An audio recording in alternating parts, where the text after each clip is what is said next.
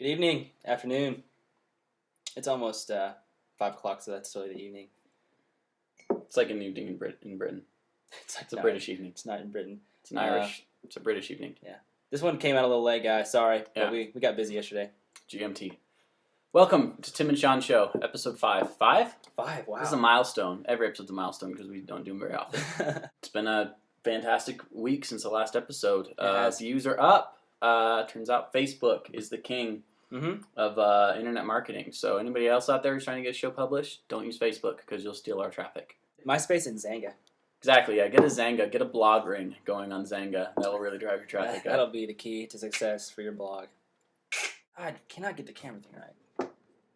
Recently I got into Twitter about a month ago. I've tweeted like over 400 times, which is completely amazing. I'm addicted. I used to be a hater, though. I'm not going to lie. I thought it was stupid. I thought it was for people that aren't like me. And we got on this today because I was reading on the internet some Twitter haters, and it gets my ire up. I got one, and I really like it. You know, the reason why I switched, because like, I thought, like, oh, I like Facebook. You know, I read people. I can keep up with people on Facebook just fine. And then Facebook turned into Twitter. And Twitter, now my Facebook is a 900-person Twitter feed, and I don't like it. Frankly, it just hacks me off when I read, like, hey, I'm going to go to the lake and get hammered tonight. Or, hey, here's my engagement pictures, blah, blah, blah, blah. I don't really care about that I'm getting stuff. married, and I'm better than you because you're young and not getting married. So I went to Twitter, and I really like it. You know, you can follow people that you want to. People can follow you. It doesn't matter. You know, it's very, very cool. It's very organic. And what I love about Twitter and why I think Twitter exists, no, it's not because I'm narcissistic and think that everybody deserves to know what I'm doing. Twitter is, I think it's where the internet has gone, Web 2.0, the evolution of the internet, and just the evolution of media as we know it. It's no longer this idea of, I'm just going to go consume the internet. Now it's like, I put a thought on Twitter, Tim reads it and responds, then somebody else is reading that. My idea is now our idea. We now have a community formed around a single theme and idea. Sure, that idea and that theme may change rapidly throughout the day, but you know what? So does life. That's better. So, going back to community, you know, I think that we're doing this show, you know, to build community. I mean, you know, we're at a stage here with the Tim and Sean Show where we've kind of gotten some iceberg with some deeper subjects and things like that. But really, we want to make this show better. We don't want this to just be two guys puking up all the stuff that we think is important. We really, just as we're talking about community and Twitter, this isn't just about us. We want to be important in some way to you, our viewers. So in that, please leave comments. Let us know what you'd like us to talk about. If you think we could do a better format or make the show better, we want this show to give you something. Yeah. We've had a couple emails about some suggestions about what to do with the show. You know, like just random things, and we want to take that. We really are taking them seriously because this, like Sean, we don't want to just talk about our crap all the time. You know? We want to talk about stuff that's interesting to you guys, stuff that we can talk about. You know, comment back and forth. Folks can kind of, because again, we don't want to be a novelty. We're not trying to like be huge, but we want something that's going to be adding value to your guys' lives. Music. We love to talk about music, and I'm going to jump in. Usually we wait to the end, and then, a song comes in, and we got credits rolling. We're going to shake things up. I'm going to shake things up. Band I've been hugely into for a while. They kind of resurface. You have those bands that you listen to huge at one point, and then you just forget about them. And then all of a sudden you're like, hey, look at you, I forgot about you. Didn't it happen to you too for a while? Windmill. Awesome, great band.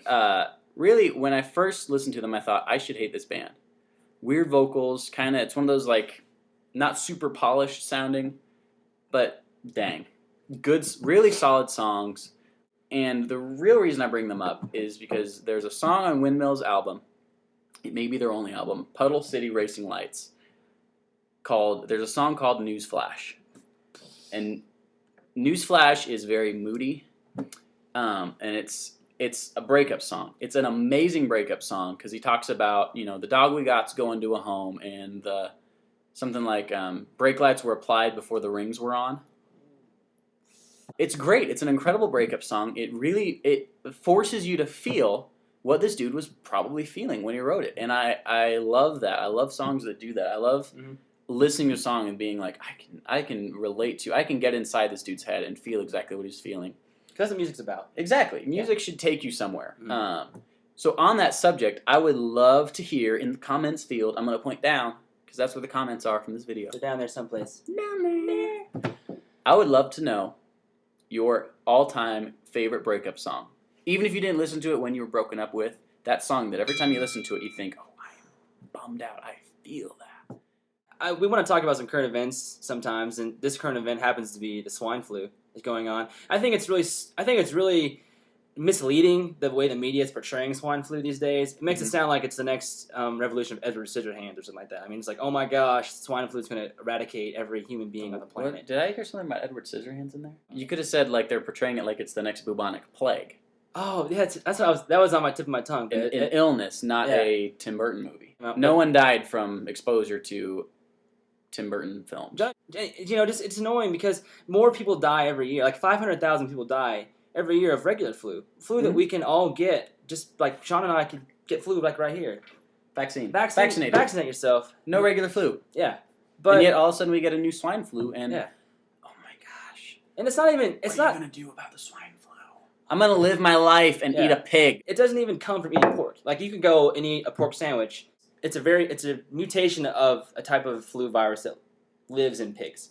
And somehow got transmitted to humans in Mexico or something. And it annoys me because it's a serious issue.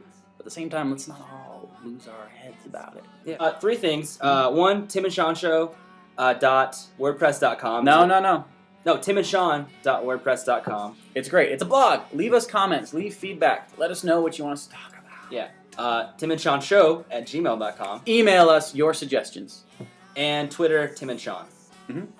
Anyways, guys. The end. Thanks a lot. Thanks for tuning in. We will see you on episode 6.